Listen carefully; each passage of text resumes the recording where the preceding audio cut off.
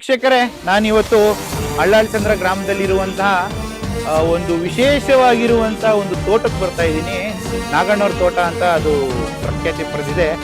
ಇವತ್ತು ನಾಗಣ್ಣವ್ರನ್ನ ಮಾತಾಡ್ಸೋಣ. ಕೆಲವರು ಹೇಳ್ತಾರೆ ನಮ್ಮ ಭಾಗದಲ್ಲಿ ಒಂದು ಗಟ್ಟಿನಲ್ಲಿ ಭಾಗದಲ್ಲಿ ಏನು ಈ ತೆಂಗು ಅಡಿಕೆ ಬೆಳೀತಾರಲ್ಲ ಅದು ಫುಲ್ಲು ಏನು ಒಂಬಾಳೆನೇ ಬಿಡ್ತಾ ಇಲ್ಲ, ಮರಗಳಿಗೆ ರೋಗ ಬಂದ್ಬಿಟ್ಟಿದೆ ಅಂತ ಹೇಳ್ತಾರೆ. ಇವತ್ತು ಆ 3 ಎಕರೆಯಲ್ಲಿ ಸರಿಸುಮಾರು 3 ಎಕರೆಯಲ್ಲಿ ಅಡಿಕೆ ತೆಂಗು ಎಲ್ಲ ಬೆಳೆದಿದ್ದಾರೆ ನಮ್ಮ ನಾಗಣ್ಣ ಅಂತವರು. ಅವ್ರನ್ನ ಮಾತಾಡಿಸ್ತಾ ಹೋಗೋಣ. ಇವತ್ತು ನಾನು ಅವ್ರ ತೋಟಕ್ಕೆ ಹೋಗ್ತಾ ಇದ್ದೀನಿ, ಬನ್ನಿ ಅಣ್ಣ. ನಮಸ್ತೆ. ಬರಡು ಭೂಮಿ ಅಂತಲ್ಲ ಸರ್ ಇದು. ತೆಂಗಿದೆ, ಅಡಿಕೆ ಇದೆ, ಮಾವಿದೆ, ನುಗ್ಗೆ ಗಿಡ ಇದೆ, ಸಪೋಟ ಇದೆ. ಅವ್ರ ಕಣ್ಗೇನು ಹೊರೆ ಬಂದಿದೆ. ದೊಡ್ಡ ಭೂಮಿ 3 ವರ್ಷ ಆಗಿದೆ. ಇನ್ನೊಂದು ವರ್ಷ ಕಳ್ಕೊಂಡ್ರೆ 1 ಎಕರೆಗೆ 5 ಲಕ್ಷ ಕುತ್ಕೊಂಡು ಜೀವನ ಮಾಡ್ಬೋದು. ಇಂಥ ಭೂಮಿ ಎಲ್ಲ ಕೊಟ್ಬಿಟ್ಟು ನಾವು ಎಲ್ಲೂ ಹೋಗ್ತಾ ಸರ್ ಹೇಳಿ.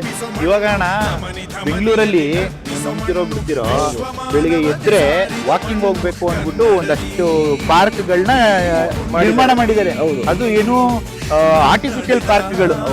ಆದ್ರೆ ಇಲ್ಲಿ ನಾನು ನಿಜವಾಗ್ಲೂ ಒಳಗಡೆ ಬರ್ತಿದ್ದಕ್ಕೆ ಬೆಂಗಳೂರಲ್ಲಿರೋ ಯಾವುದೇ ಪಾರ್ಕ್ಗೂ ಕಮ್ಮಿ ಇಲ್ಲ. ಆರಾಮಾಗಿ ಬೆಳಿಗ್ಗೆ ಎದ್ದು ಇಲ್ಲಿ ಒಂದ್ಸಲ ಹಿಂಗೆ ವಾಕಿಂಗ್ ಮಾಡ್ಬಿಟ್ಟು ಬೆಳಿಗ್ಗೆ 6 ಗಂಟೆಗೆ ಇದ್ರೆ ಒಂದು ಮಲೆನಾಡಿರಂತೆ ಇದೆಲ್ಲ ಕಲ್ಕೊಂಡು ನಾವು ಇಲ್ಲಿ ಹೋಗಿ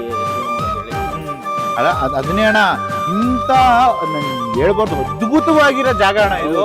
ನಂಗೆ ಇಲ್ಲಿ ಬರ್ತಿದಂಗೆ ಪಾರ್ಕ್ ಫೀಲ್ ಮತ್ತೆ ಒಳ್ಳೆ ಗಾಳಿ ಬರ್ತಿದೆ. ಗಾಳಿ, ವಾತಾವರಣ, ಬೆಳಕು ಎಲ್ಲ ಹೆಂಗಿದೆ ಸರ್. ಈಗ ಮರ ಗಿಡ ಎಲ್ಲ ಕಡಿದ್ಬಿಟ್ಟು ಏನ್ ಮಾಡ್ತಾರೆ ಅವರು? ಅದೇ ಒಂಬಾಳೆನೇ ಬಿಡ್ತಾ ಇಲ್ಲ ಅಂತ ಹೇಳಿ ಸರ್. ಒಂಬಾಳೆ ಇವಾಗ ಶುರುವಾಗಿದೆ. ಇರ್ಲಿ ಇನ್ನು ಇವಾಗ ಬೆಳೆ ಬರ್ತಾ ಇರೋ ಕೈಗೆ ಬರ್ತಾ ಇರೋ ಬೆಳೆ. ಆಮೇಲೆ ವರ್ಷ 5 ಲಕ್ಷ 10 ಲಕ್ಷ ಜಾಸ್ತಿ ಆಗುತ್ತೆ. ನೀರು ಅಣ್ಣ ಕಲುಷಿತ ಆಗ್ಬಿಟ್ಟಿದೆ. ಅವೆಲ್ಲ ಸುಳ್ಳು ಸರ್. ಇವಾಗ ಕನಕಪುರ ಹೋಯ್ತಿಲ್ವಾ, ಎಲ್ಲೆಲ್ಲ ಹೋಯ್ತಿದ್ವಿ ಚೌಕಳ್ಳಿ ಕಡೆ ಫುಲ್ಲೆಲ್ಲ ಅದೇನೆ. ಇವಾಗ ನಮ್ಮ ಕಡೆ ಯಾರೋ ರೈತರು ಒಬ್ರು ಇಬ್ರು 1 ಕಿಲೋಮೀಟರ್ 2 ಕಿಲೋಮೀಟರ್ ಬಂದಿದ್ದಾರೆ. ನಾವು ಫಸ್ಟ್ ಇವಾಗ ಅದು ಸಾಪಾಗಿ ಬೋರ್ ನೀರೇ ಮರ್ಸ್ಕೊತಿದ್ದೆ. ಕೆರೆ ನೀರಿಲ್ಲ ಅಣ್ಣ. ಬೋರಲ್ಲಿ ಬೋರ್ ಅಗುದ್ರು ವಿಷಪೂರಿತ ನೀರು ಬರುತ್ತೆ. 80 ಅಡಿ ನೀರು ಸರ್. 80 ಅಡಿಗೆ 80 ಅಡಿ ಸರ್. 80 ಅಡಿ ನೀರು ಬಂದೈತೆ ಅಂದ್ರೆ ಖುಷಿ ಪಡ್ಬೇಕಾಗಿದೆ. ಒಂದು 6 ಬೋರ್ ಇದೆ. ಎಲ್ಲ 150 200. ಒಂದು ಬೋರ್ ಮಾತ್ರ 400 ಅಡಿ. ಎಲ್ಲ 200 ಅಡಿ ಒಳಗಡೆನೆ. ಬೋರಲ್ಲಿ ಬರೋ ನೀರು ಗಲೀಜಾಗಿ ಬರುತ್ತೆ ಅಲ್ಲ ಸರ್. ಕಣ್ಗೇನ ಇದು ಪೊರೆ ಬಂದಿದೆ ಅವ್ರಿಗೆ. ಬೋರಲ್ಲಿ ಮನೆ ಟೆಸ್ಟಿಂಗು ತಗೊಂಡಿದ್ದಾರಂತೆ ಕಲುಷಿತ ನೀರು. ಅವೆಲ್ಲ ತಪ್ಪಲ್ವಾ? ಅಲ್ಲಿ ಪ್ರತಿಭಟನೆ ಮಾಡ್ತಿದ್ರಲ್ಲ ಯೋಜನೆ ಪರವಾಗಿರೋರು, 1-2 ಬಾಟ್ಲಲ್ಲಿ ನೀರ್ನ ಹಿಡ್ಬಿಟ್ಟು ಇಟ್ಟಿದ್ರು ಅಲ್ಲಿ. ನಾನು ಹೋದ್ ಭಾನುವಾರ ಬಂದಾಗ ನೋಡಿದ್ದೆ. ಒಂದು ಬಂದಿ ಕೆರೆದು, ಇನ್ನೊಂದು ಬಂದಿ ಬೋರ್ ನೀರು ಕೂಡ ಕಲುಷಿತ ಆಗಿತ್ತು. ಅದ್ ಎಷ್ಟು ನಿಜ ಎಷ್ಟು ಸುಳ್ಳು ನನಗೆ ಗೊತ್ತಿಲ್ಲ. ತಪ್ಪು ಸರ್, ತಪ್ಪು ಮಾಹಿತಿ ಅದು. ಬೋರ್ ನೀರಲ್ಲಿ ಹೆಂಗ್ ಸರ್, ಅದು ಭೂಮಿ ತಾಯಿ ಒಳಗಡೆಯಿಂದ ಬರೋ ನೀರು ಕಲುಷಿತ ಅಂದ್ರೆ ಅವರು ಇನ್ನೇನು ಈ ಭೂಮಿಲಿ ಏನದೇ ಭೂಮಿ ಕಿತ್ಕೊಂಡು ಅದೇನು ಇದು ಮಾಡಕ್ ಮಾಡ್ತಿದಾರೋ ನಮ್ಗಂತೂ ಗೊತ್ತಿಲ್ಲ ಸರ್. ರೈತನ ಹಾಳು ಮಾಡಕ್ಕೆ ಒಕ್ಕಲಿಗ ಮಾಡ್ತಿದ್ದಾರೆ. ನಿಮ್ದು ಅಣ್ಣ ಇದು ಬಿಟ್ಟು ಅಂದ್ರೆ ಬೇರೆ ಎಲ್ಲಾದ್ರೂ ನಿಮ್ ಭೂಮಿ ಇದೆ? ಅಲ್ಲಿ ಏನ್ ಬೆಳೆದಿದ್ದೀರ ಅಣ್ಣ? ಅಲ್ಲಿ ತೆಂಗು, ಮಾವು, ಆಮೇಲೆ ಹಾಲು ಡೈರಿ ಅಧ್ಯಕ್ಷ ನಾನೇ. ಇವಾಗ ಅಲ್ಲಿ 1 ತಿಂಗಳಿಗೆ ನಮ್ಮೂರಲ್ಲೇನೆ 15 ಪೇಮೆಂಟು 9 ಲಕ್ಷ 20 ಲಕ್ಷ ಮಾಡ್ತೀವಿ. 1 ತಿಂಗಳಿಗೆ ಬಂದು 19 ಲಕ್ಷ 20 ಲಕ್ಷ. ಆಮೇಲೆ ನನ್ನ ಜಮೀನಲ್ಲಿ 25 ಜನ ಉಳ್ಳಾಕೊಂಡಿದ್ದಾರೆ. ಅವ್ರಿಗೆ 1 ಕುಂಟೆ 2 ಕುಂಟೆ ಭೂಮಿ ಇರೋರು. ನನಗೆ ವರ್ಷಕ್ಕೆ ಒಂದು ಅರ್ಧ ಎಕರೆಗೆ 10,000 15,000 ಕೊಡ್ತಾರೆ. ಅಂಥವ್ರನ್ನೆಲ್ಲ ಇಲ್ಲಿ ಸರ್ ನಾವು ಕಳ್ಸೋದು. ಇವಾಗ ನಂದೇ ಭೂಮಿ ಹೋದ್ಮೇಲೆ ಅವ್ರು 25 ಜನ ಎಲ್ಲಿ ಹೋಗ್ತಾರೆ? ಅವ್ರಿಗೆ ಜಮೀನೇ ಇಲ್ಲ.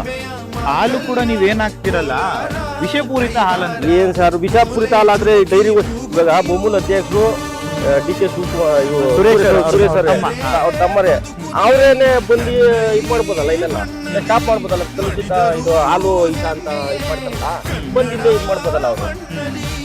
ಇವಾಗ ಹಾಲು ವಿಷಪೂರಿತ ಅನ್ನೋದು ಸೆಕೆಂಡ್ರಿ ಅಣ್ಣ. ಅದು ಕುಡಿದಿರೋರು ಎಲ್ರಿಗೂ ಕ್ಯಾನ್ಸರ್ ಬಂದ್ಬಿಟ್ಟು ಎಲ್ರಿಗೂ ಅದೇ ಅವ್ರಿಗೆ ಬಂದಿರ್ಬೇಕೇನ ಕ್ಯಾನ್ಸರು. ಅವ್ರಿಗೆ ಬಂದಿರ್ಬೇಕು ಕ್ಯಾನ್ಸರು. ನೋಡಿ ಸರ್, ಒಂದೇ ಒಂದು ಗಿಡ ಹಾಕಿದ ಬಾಳೆ 8 ಗೊನೆ ಕಡಿಮೆ ದೊಡ್ಡ. ನೋಡಿ ಸರ್, ಅದು ದೊಡ್ಡ ಭೂಮಿಲಿ ಬರುತ್ತಾ? ಹೌದೌದು, ದೊಡ್ಡ ಭೂಮಿಲಿ ಬರುತ್ತೆ ಸರ್. ಮಿಶ್ರ ಬೆಳೆ ಬೆಳೀತಾ ಇದ್ದೀರಾ? ಹೌದು. ಮತ್ತೆ ಅಣ್ಣ ಆಮೇಲೆ ಜೋಳ, ಮಾವು, ತೆಂಗು ಎಲ್ಲ ಇದೆ ನೋಡಿ. ಇಂಚೆ ಭೂಮಿಲೆಲ್ಲ ಬೊಡ್ ಭೂಮಿ ಅಂತಾರಲ್ಲ ನೋಡಿ ಸರ್. ಒಂದು 3 ದಿವಸ ಆಯ್ತು ಜೋಳ. ಹೌದು. ನಾನು ಅಣ್ಣ ಇನ್ನೊಂದು ನಿಮ್ಗೊಂದು ಪ್ರಶ್ನೆ ಕೇಳ್ತೀನಿ. ಡಿ ಕೆ ಶಿವಕುಮಾರ್ ಹಠಕ್ಕೆ ಬಿದ್ದುಬಿಟ್ಟಿದ್ದಾರೆ. ಯಾಕೆಂದ್ರೆ ಅವ್ರದೇ ಸ್ವಪಕ್ಷದವರೇ ವಿರೋಧ ಮಾಡ್ತಿದ್ದಾರೆ.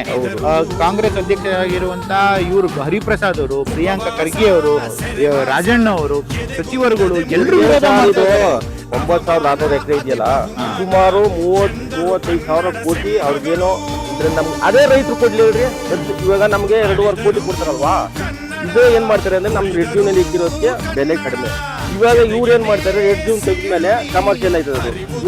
ಒಂದು ಎಕರೆನ 15 ಕೋಟಿಗೆ ಪ್ರೈವೇಟ್ ಹೋದವ್ರಿಗೆ ಇವ್ರಿಗೆಲ್ಲ ಆಗ್ತಾರೆ. ಇವ್ರು ಯಾವ ಗ್ರೇಟರ್ ಬೆಂಗಳೂರು ಮಾಡಲ್ಲ, ಯಾವ್ದು ಮಾಡಲ್ಲ. ಇರೋ ಸೈಟ್ಗಳೇ ಖಾಲಿ ಬಿಟ್ಟಿದೆ. ಇಂಕೆ ಭೂಮಿ ಎಲ್ಲ ಕಡಿದ ಅವ್ರ ಮಕ್ಕಳು ಉದ್ದಾರ ಆಯ್ತವ. ನೋಡಿ ಸರ್ ಗಿಡ ನೋಡಿ. ಹೌದು, ತುಂಬಾ ಅದ್ಭುತವಾಗಿದೆ. ಹಿಂಗ್ ಹೋಗೋಣ ನಾನು ಒಳಗಡೆ. ತುಂಬಾ ಅದ್ಭುತವಾಗಿದೆ. ನಾನು ಅದ್ರ ಬಗ್ಗೆ ಏನು ಮಾತಾಡ್ತಾ ಇಲ್ಲ. ಬಟ್ ಇವರು ತಗೋತಾ ಇರುವಂತ ನಿರ್ಧಾರಗಳ ಬಗ್ಗೆ ನನ್ಗೆ ಪ್ರಶ್ನೆ ಮೂಡಿದೆ. ಏನು ಗೊತ್ತಾ ಸರ್, ಅಲ್ಲಿ ಕಮಿಷನ್ ದಂಧೆಗೆ ಇಳ್ಬಿಟ್ಟವ್ರೆ. ಅವರು ಸಾವಿರಾರು ಕೋಟಿ ದುಡ್ಡು ಮಾಡ್ಬೇಕು, ಸಣ್ಣ ಪಣ್ಣ ರೈತರನ್ನ ಹಾಳು ಮಾಡ್ಬೇಕು. ನೋಡಿ ಸರ್ ನಿಜ ಗಿಡ ಹೆಂಗಿದೆ ನೋಡಿ. ಇಂಥ ಭೂಮಿಲೆಲ್ಲ ಈ ತರ ಬೆಳೆಯಕ್ಕಾಗುತ್ತಾ? ಹೌದು, ರೋಡ್ ಭೂಮಿಲಿ ಅಲ್ಲಿ ಚೆನ್ನಾಗಿದೆ. ಇರ್ಲಿ. ಮತ್ತೆ ಅಣ್ಣ ಇನ್ನೊಂದು ಅವರು ಮಾತು ಹೇಳ್ತಾರೆ, ಏನಪ್ಪಾ ಅಂದ್ರೆ ಇವಾಗ ಏನು ಕೆಲಸ ಮಾಡೋರೇ ಸಿಗ್ತಾ ಇಲ್ಲ, ಕೂಲಿ ಕೆಲಸ ಮಾಡೋರು. ಈ ಕಡೆ ಅದ್ಯಾವ್ದು ಹಾರೋಳ್ಳಿ ಇಂಡಸ್ಟ್ರಿ ಇದೆ, ಈ ಕಡೆ ಬಿಡದಿ ಇಂಡಸ್ಟ್ರಿ, ಎಲ್ಲ ಇಂಡಸ್ಟ್ರಿಗಳು ಹೋಗ್ತಾವ್ರೆ. ಇಲ್ಲಿ ನಮ್ಗೆ ಕೆಲಸ ಮಾಡೋರು ಯಾರು? ಆಳುಗಳು ಬರ್ತಾರೆ, ಆಳುಗಳು ತುಂಬ ಕೊಡೋದೇ ಇಲ್ಲ ನಮ್ಗೆ. ಎಷ್ಟು ಜನ ಬೇಕಂತ ಬರ್ತಾರೆ. ಅವ್ರು ಯಾರೋ ಈ ಎಡ್ಲು ಗದ್ದೆಯವರು ಏನು ಬೆಳೆಯಕ್ಕಾಗಲ್ವಲ್ಲ ಅಂಥವ್ರು ಇವಾಗ 50 ಕೋಟಿ ಕೇಳೋದು, 2 ಕೋಟಿ ಕೊಡ್ತಾರಲ್ಲ ಕೊಟ್ಬಿಡೋಣ ಅಂತ ಅವರು. ಇವಾಗ ನಮ್ಗೆ 100 ಕೋಟಿ ಕೊಟ್ಟು ಕೊಡಲ್ಲ ಸರ್. ಇಂಥ ಭೂಮಿ ಕೊಟ್ಟು ನಾವೆಲ್ಲ ಹೋಗ್ತಾ ಹೇಳಿ ಎಲ್ಲಿ ತಗೊಳಕ್ಕಾಗುತ್ತೆ? ನಾವು ಕೊಡೋದು 2 ಕೋಟಿನ ಒಂದ್ ಸೈಡ್ ತಗೊಳಕ್ಕಾಗಲ್ಲ. ಹಾರೋಳ್ಳಿ, ಕನಕಪುರ, ಬಿಡದಿಲಿ. ಹೌದು, ಅಲ್ಲೆಲ್ಲ ಇವಾಗ ರೇಟ್ ಜಾಸ್ತಿ. ಒಂದು ಎಕರೆ ಕೊಟ್ಬಿಟ್ಟು ನಾವು ಒಂದ್ ಸೈಡ್ ತಗೊಂಡು ಏನ್ ಮಾಡೋಣ? 2 ಕೋಟಿ ಇವಾಗ ಜಾಸ್ತಿ ದುಡ್ಡು ಕೊಟ್ರೆ ಕೊಡ್ತೀರಾ? ಕೊಡಲ್ಲ. ಜಾಸ್ತಿ ದುಡ್ಡು ಕೊಟ್ಟರು ಕೊಡಲ್ಲ. ಅಂದ್ರೆ ನೀವ್ ಏನ್ ಹೇಳಕ್ ಬರ್ತಾ ಇದೀರ, ಸರ್ಕಾರ ಈ ನಿಲುವನ್ನ ನೀವು ಖಂಡಿಸ್ತಾ ಇದ್ದೀರಾ? ಹೌದು. ಇವಾಗ ಅಣ್ಣ 15 ಲಕ್ಷ ಗಿಡಗಳನ್ನ ಬೆಂಗಳೂರಲ್ಲಿ ಕೆಂಪೇಗೌಡ ಜಯಂತಿ ಮೂವಿಯಲ್ಲಿ ನೆಟ್ಟರು, ನಮ್ ಖುಷಿ ಇದೆ. ಹೌದು. ಇವಾಗ ಇವು ನಾಶ ಮಾಡ್ಬೋದಾ? ಅಲ್ಲಿ ಕಡಿಯೋದು, ನಾಶ ಮಾಡ್ಬೋದಾ? ಇಂತ ಮರ ಗಿಡ ಎಲ್ಲ ಕಡಿದ್ಬಿಟ್ಟು ಅವ್ರು ಉದ್ದಾರ ಆಯ್ತಾ? ನೋಡಿ ಸರ್, ಒಂದೊಂದ್ ಗಿಡನು ನಾನ್ ಮುಂದೆ ಅಂತ ಹೋಯ್ತಿದೆ. ನೋಡಿ ಹೆಂಗೆ ಎಲ್ಲ ಎಷ್ಟು ಚೆನ್ನಾಗಿ ಡ್ರಿಪ್ ಮಾಡಿದೀನಿ, ಹನಿ ನೀರಾವರಿ. ಆದ್ರೂ ಸರ್ಕಾರಕ್ಕೆ ಅಣ್ಣ ನೀವೇನ್? ಸರ್ಕಾರಕ್ಕೆ ಏನಿಲ್ಲ ಬಿಡಿ. ಅವರು ಅದೇ ಈ ಸರ್ಕಾರ ಬಂದ್ಮೇಲೆ ಈ ರೈತರನ್ನೆಲ್ಲ ಒಕ್ಲೆಬ್ಬಿಸ್ತಾವ್ರೆ. ಎಲ್ಲ ರೈತರನ್ನ ಹಾಳು ಮಾಡ್ಬೇಕು. ರೈತರ ಹತ್ರ ಒಂದ್ ಕುಂಟೆನ ಜಮೀನು ಇಡ್ಬಾರ್ದು, ಎಲ್ಲ ಇವರೇ ಒಡೆದ್ ಮಾಡಿಕೋಬೇಕು. ನನಗೆ ಅಣ್ಣ ಒಂದು ಪ್ರಶ್ನೆ ಕಾಡ್ತಿದೆ. ನೀವು ತುಂಬಾ ತಿಳ್ಕೊಂಡಿರೋರು ಮಾತಾಡ್ತಾ ಇದ್ದೀರಾ, ಅದಕ್ಕೋಸ್ಕರ ನಾನು ನಿಮ್ಮನ್ನ ಕೇಳ್ತಾ ಇದ್ದೀನಿ.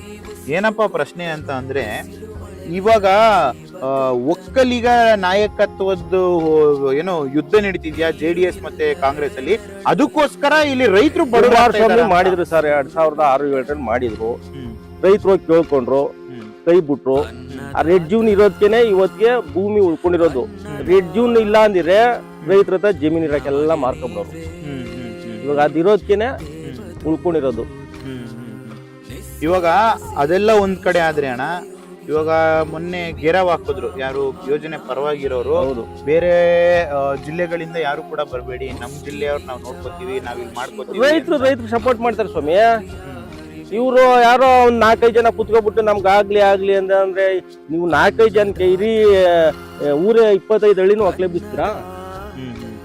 ಅಲ್ಲಿರೋರೆಲ್ಲ ಎಕರೆಗಟ್ಲೆ ಇರೋರೆ.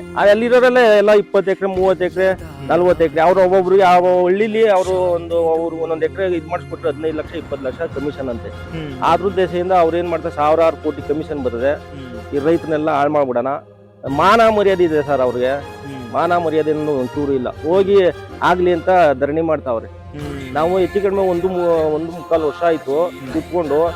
MP ಆಗ್ಲಿ, ಇವರು ಯಾರು MLA ಆಗ್ಲಿ, ನಟರಾಜ್ ಆಗ್ಲಿ, DK ಶಿವಕುಮಾರ್ ಆಗ್ಲಿ, ಯಾರು ರೈತರ ಬಗ್ಗೆ ಬಂದೊಂದು ಮಾತಾಡ್ಲಿಲ್ಲ. ಇನ್ನೂವರೆಗೂ ಬಂದೂ ಇಲ್ಲ. ಏನ್ ನೆನೆ ಬರ್ತಾರೆ ಅನ್ಬಿಟ್ಟು ಎಲ್ಲ ಕಾದ್ರು, ಬಂದಿಲ್ಲ. ನನ್ಗೆ ಅಣ್ಣ ಒಂದು ಅರ್ಥ ಆಗ್ತಾ ಇಲ್ಲ.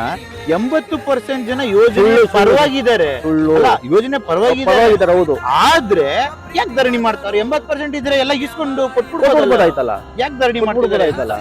ಇವಾಗ ಸುಮ್ನೆ 3 ಹಳ್ಳಿಗೆ ಮಾಡವ್ರೆ 518 ಎಕರೆ ಏನೋ.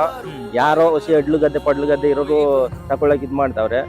ಇವು ಮಾಡ್ಲಿ ಅನ್ಬಿಟ್ಟು ನೆನೆ ನಮಗೂ ನೋಟಿಫಿಕೇಶನ್ ಮಾಡ್ಲಿ ಅನ್ಬಿಟ್ಟು ಧರಣಿ ಕೂತಿದ್ರು. ಆಮೇಲೆ ಪೊಲೀಸರು ಗಲಾಟೆ ಮಾಡಿ ಎಬ್ಬಿಸ್ರು. ಅವ್ರ ಮಾನ ಮರ್ಯಾದೆ ಅನ್ನೋದು ಒಂಚೂರು ಇಲ್ಲ ಸರ್. ದುಡ್ಡೆಲ್ಲ ಕೆಲವ್ರಿಗೆ ಆಲ್ರೆಡಿ ಕೊಟ್ಬಿಟ್ಟಿದ್ದಾರೆ. ಏನೋ ಕೊಟ್ಟಿದ್ದಾರೆ ಅಂತಾರೆ, ಸುಳ್ಳು ಅಂತಾರೆ, ಬೋಗಸು ಅಂತಾರೆ. ಆಮೇಲೆ ಆ ಚೆಕ್ ಕೊಡುವಂಗಿಲ್ಲ, RTGS ಮಾಡ್ಬೇಕು, ಅಧಿಕಾರಿಗಳು ಕೊಡ್ಬೇಕು. ಇವ್ರೇ ಗಾಣಕಲ್ MLA ಕೊಡೋ ಅಂತ ಇದೇ ಇಲ್ಲ, ಪ್ರೋಟೋಕಾಲೇ ಇಲ್ಲ. ನಮ್ದು ಒಂದು 9 ಎಕರೆ ಹೋಯ್ತು ಸರ್. ಫಸ್ಟ್ ಇಲ್ಲಿ ಒಂದು 4 ವರ್ಷ ಆಯ್ತು KDB ಹೋಯ್ತು. ಅಂದ್ರೆ ಅಲ್ಲಿ ಯಾರು ರೈತರಿಲ್ಲ ಒಂದು 20-30 ಜನ ರೈತರು ಅಷ್ಟೇ. SPR ತಿಮ್ಮೇಗೌಡರದು ಒಂದು 600 ಎಕರೆ ಅದ್ರಲ್ಲಿ ಹೋಯ್ತಲ್ವಾ. ಆವಾಗ ನಾವೆಲ್ಲ ಇದ್ ಮಾಡ್ದು. ಆಮೇಲೆ ತಿಮ್ಮೇಗೌಡರು ಒಂಚೂರು ರೈಟ್ ಜಾಸ್ತಿ ಮಾಡಿದ್ರು. ಮಾಡಾದ್ಮೇಲೆ ನಮ್ಗೆ ಪ್ರತಿ ಒಂದನ್ನು RTGS ಸರ್ ಮಾಡಿರೋದು. ಚೆಕ್ ಅಂತೂ ಯಾವ MLA ಬರಲ್ಲ, MP ಬಂದು ಕೊಟ್ಟಿಲ್ಲ, ಮುಖ್ಯಮಂತ್ರಿನೂ ಕೊಟ್ಟಿಲ್ಲ. ಇದೆಲ್ಲ ಸುಮ್ನೆ ಏನ್ ಗೊತ್ತಾ, ಈ ರೈತರು ಏನ್ ಮಾಡ್ತಾರೋ ಒಂದು ಚೆಕ್ ಕೊಡ್ತೀರ, ರೈತರು ಬರ್ತಾರೆ ಅಂತ ಈ ಕೆಲಸ ಮಾಡ್ತಿದಾರೆ. ಅವೆಲ್ಲ ಬೋಗಾಸು, ಇವೆಲ್ಲ ಸುಳ್ಳು ಸರ್. ಅದು ಇಲ್ಲಿ ತುಂಬಾ ನಾನು ನೋಡ್ತಾ ಇದ್ದೀನಿ, ತುಂಬಾ ಚೆನ್ನಾಗಿ ನೀವು ಬೆಳೆಗಳನ್ನ ಬೆಳೆದಿದ್ದೀರಾ, ಮಕ್ಳ ತರ ಸಾಕಿದ್ರ. ಒಂದೊಂದು ಮರಗಳನ್ನ ನೋಡ್ತಾ ಇದ್ರೆ ಕಡಿದ್ರೆ ಏನ್ ಸರ್ ನೋಡಿ, ನಿಜವಾಗ್ಲೂ ಹಿಂಗ್ ಇಟ್ಕೊಂಡ್ರೆ ಖುಷಿ ಆಯ್ತದೆ. ಮೊನ್ನೆ ಸಿರಾದವ್ರು ಬಂದಿರಿ ಸರ್, ನಮ್ ಕಡೆನೂ ಈ ತರ ಬೆಳೆ ಬೆಳಿಲ್ಲ. ಯಾವ ಕಡೆನೂ ಈ ತರ ಬೆಳೆ ಬೆಳೆಯಕ್ ಆಯ್ತಲ್ಲ ಅಣ್ಣ. ಬರ್ರಿ ಅಲ್ಲ, ನಿಜವಾಗ್ಲೂ ನೀವು ಇಲ್ಲಿ ಪಕ್ಕದಲ್ಲಿ ನಿಂತ್ಕೋಬೇಕು. ನೀವು ನಿಂತ್ಕೊಂಡ್ರೆ ಗೊತ್ತಾಯ್ತದೆ ನಮ್ ಎತ್ರಕ್ ಬೆಳೆದೈತೆ. ಅಲ್ಲ ಸರ್, ಮಕ್ಳ ತರ ಬೆಳೆಸಿ ಕಿತ್ತಾಕ್ಬೇಕು ಅಂದ್ರೆ ಏನ್ ಸರ್ ಮಾಡೋದು? ಕಳ್ ಕಿತ್ ಬರಲ್ವಾ? ಬೇಜಾರಾಯ್ತದೆ ಅಣ್ಣ. ಮಾತೆತ್ತಿದ್ರೆ ರೆಡ್ ಝೋನ್ ಮಾಡೋರೆ ಅಂತಾರೆ. ಇವಾಗ ಅವ್ರು ತೆಗಿಲಿ, ರೆಡ್ ಝೋನ್ ತೆಗಿಲಿ. ಇವಾಗ ಅವ್ರದೇ ಅಧಿಕಾರ ಅದಲ್ಲ, ತೆಗಿಲಿ ಬಿಡಿ. ತೆಗಿಯಲ್ಲ. ರೈತನೆಲ್ಲ ಒಕ್ಕಲೆಬ್ಬಿಸ್ಬೇಕು, ದುಡ್ಡು ಮಾಡ್ಬೇಕು. ಆದ್ರೂ ನಂಗೆ ನಿಜವಾಗ್ಲೂ ಖುಷಿ ಆಗ್ತದೆ ಮರಗಳನ್ನ ಇಟ್ಕೊಳ್ಳಿ. ಯಾಕೆಂದ್ರೆ ನಮ್ಗೆ ಅನ್ನ ಹಾಕಂತ ದೇವ್ರಿದು, ಕಾಮಧೇನು ಇದು ನಮ್ಗೆ. ಹಸು ಕರುಗಳು ಹೆಂಗೋ ಗಿಡ ಮರಗಳು ನಮ್ಗೆ ಹಂಗೆ ಕಾಮಧೇನು. ಪ್ರೀತಿಯಿಂದ ನಾವ್ ಹೆಂಗ್ ನೋಡ್ಕೊತೀವಿ ಹಂಗೆ ನಮ್ಗೆ ಫಲ ಕೊಡುತ್ತದೆ. ಇಂಥ ಮರಗಳನ್ನ ಕಡಿಬೇಕು ಅಂತ ಹೊರಟವ್ರೆ. ಅದಕ್ಕೆ ಕೊನೆಯದಾಗಿ ಅಣ್ಣ, ನೀವು ಸರ್ಕಾರಕ್ಕೆ ಏನ್ ಹೇಳಕ್ ಇಷ್ಟಪಡ್ತೀರಾ? ಅವರು ಸರ್, ನಾವ್ ಏನು ಹೇಳಕ್ಕಲ್ಲ. ನಾವ್ ಎಷ್ಟು ನ್ಯೂಸ್ ಅವ್ರು ಬಂದ್ರು ಎಲ್ಲ ಬಂದು ಪ್ರತಿಯೊಬ್ಬರು ನೋಡ್ಕೊಯ್ತಿದ್ರೆ. ಅವರು ಬೋರ್ಡ್ ಭೂಮಿ ಯಾರು ರೈತರು ಒಬ್ರು 10 ಜನನೋ 20 ಜನನೋ ಅಂತ CM ಹೇಳ್ತಿದ್ದಾರೆ. ಅವರೇ ಬಂದು ಒಂದ್ಸತ ಪರಿಶೀಲನೆ ಮಾಡ್ಬಿಟ್ಟು 80% ಒಪ್ಕೊಬಿಟ್ರೆ ನಾವು ಬುಕ್ ಕೊಟ್ಬಿಡ್ತೀವಿ. ಸುಮ್ನೆ ಇವೆಲ್ಲ ಬೋಗಸ್, ಇವರೆಲ್ಲ ಸುಳ್ಳೋಳಿ ಇದ್ ಮಾಡ್ತಿದ್ದಾರೆ. ದಯವಿಟ್ಟು ಮನವಿ ಮಾಡ್ಕೊತೀನಿ, ಈ ಮರ ಗಿಡ ಕಡಿಯೋದು ರೈತರಿಗೆ ಭೂಮಿ ಉಳಿಸ್ಕೊಡಿ ಅಂತ ನೀವು ಮನವಿ ಮಾಡ್ತಿದ್ದೀನಿ. ಇದಿಷ್ಟು ನಮ್ಮ ರೈತ ಮುಖಂಡರು, ಸುದೀರ್ಘವಾಗಿ ಕೃಷಿಯನ್ನ ಮಾಡ್ತಾ ಬಂದಂತವ್ರು.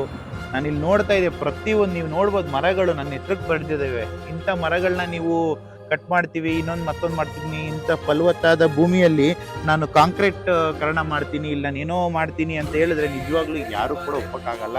ಈ ಮುಖಾಂತರ ನಾನು ಇಲ್ಲಿನ ಶಾಸಕರಾಗಿರುವಂಥ ಬಾಲಕೃಷ್ಣ ಅವರಿಗೂ, ಕೃಷಿ ಸಚಿವರಾಗಿರುವಂಥ ಚಲುವರಾಯಸ್ವಾಮಿ ಅವರಿಗೂ, ಸರ್ಕಾರದ ಏನು ಮೇನ್ ಇಂಜಿನ್ ಅಂತ ಕರೀತಾರಲ್ಲ CM ಆಗಿರುವಂಥ DK ಶಿವಕುಮಾರ್ ಅವ್ರಿಗೂ ಮನವಿಯನ್ನ ಮಾಡ್ತೀನಿ. ದಯವಿಟ್ಟು ಈ ಯೋಜನೆಯನ್ನು ಇಲ್ಲಿಗೆ ಕೈ ಬಿಡಿ. ಯಾರ್ದೋ ಮಾತನ್ನ ಕೇಳ್ಕೊಂಡು ಈ ಯೋಜನೆಯನ್ನು ನೀವು ಮಾಡಬೇಡಿ.